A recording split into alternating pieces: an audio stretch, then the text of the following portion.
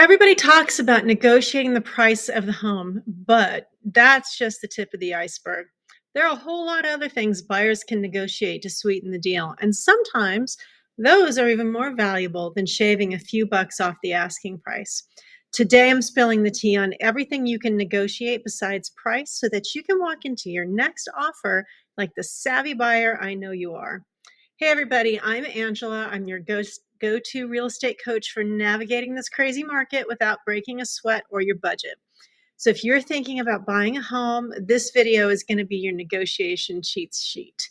So, let's start with closing costs. We talked about closing costs last week. So, these are all the extra fees the buyers pay on top of their down payment: lender's fees, titles fees, taxes, insurance, and more. You can absolutely negotiate for the seller to cover part or even all of your closing costs. This is especially common in slower markets or if the house has been sitting for a bit. Seller concessions can save you thousands at closing without changing the purchase price one bit. Timing is everything. Needing extra time to sell your current house? Want to close fast before your lease is up? The closing date is negotiable. You can ask for a later closing or an earlier closing. I just sold a house with a closing in 2 weeks. We had to really scramble on that one. Some sellers want to close quickly, others need more time. I also did one in 6 weeks. So if you can be flexible, you can use that leverage. So we'll give you your full price, but we need a 45-day close. And then boom, everybody wins. So after your inspection, you'll get a list of all the things that need fixing.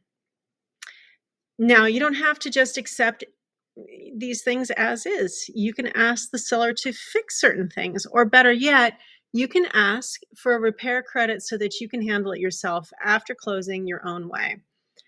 Pro tip: credits are sometimes easier to ask for than repairs, especially if the seller's in a rush or you want to make sure it's done right. Not all appliances automatically stay with the house. The fridge, washer and dryers, even chandeliers, you can negotiate to keep them as part of your deal. Actually, your chandeliers, anything that's attached to the house, those have to stay, right?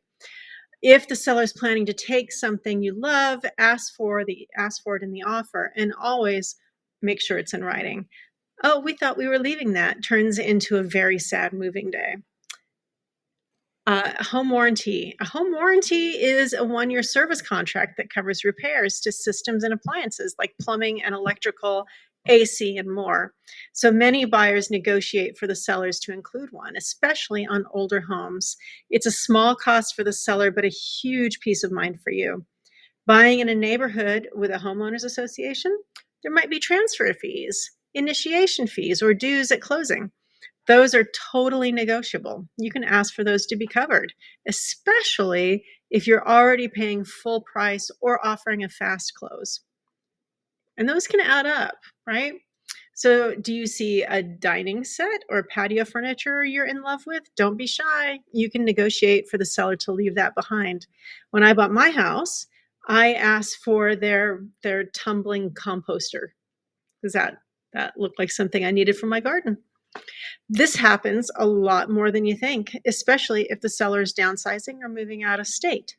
Just make sure it's spelled out in the contract, right down to that patio umbrella if you want it. Sometimes the deal closes, but the seller needs to stay in the home a little bit longer. That's called a post occupancy agreement, and it's negotiable. You can charge rent for those extra days or weeks, or give them a grace period if you're feeling generous. Either way, it needs to be written out in the contract with clear timelines. You can also negotiate how long you get for inspections, what happens if issues pop up, what you're going to do about those issues. Do you need more time to get bids or contractors out there? Ask for it. You want to make your offer more appealing? Offer a shorter timeline. The key is being strategic with your contingencies. One of the sneakiest, powerful tools in the market is a seller paid rate buy down. That means the seller pays to lower your interest rate, and that makes your monthly payment way more affordable. You can ask for it. Never hurts to ask, right? If you don't ask, you don't get.